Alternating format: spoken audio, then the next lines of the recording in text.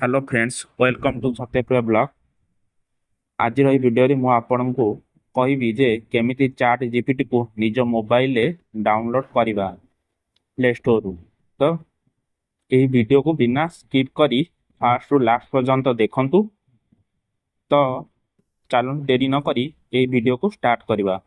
तो सांग माने आपण निज मोबाइल रे चाट जीपीटी को ओपन करने पई प्रथमे प्ले स्टोर को जाई प्ले स्टोर को ओपन करंतु एवं यह यही प्रकार किसी इंटरफेस आसीबो।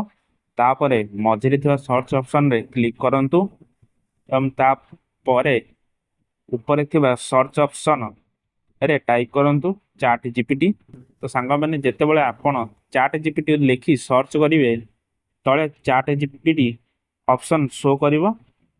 ता ऊपर क्लिक करिवे एवं तार यही प्रकार इंटरफेस शो करिवो।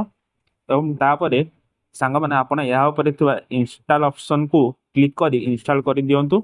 जेतेबेले इंस्टॉल करिवे तो टिके इंस्टॉल हेबा पई वेट करिवे। इंस्टॉल हो गला परे एही थारे ओपन ऑप्शन शो करिवो। तो सही ऑप्शन क्लिक कर देबे और यह पर मोबाइल रे सही ऐप टी शो होई जिवो। एवं तापरे साइन इन ऑप्शन को जाई कंटिन्यू विथ गूगल ऑप्शन रे क्लिक कर दियंतु।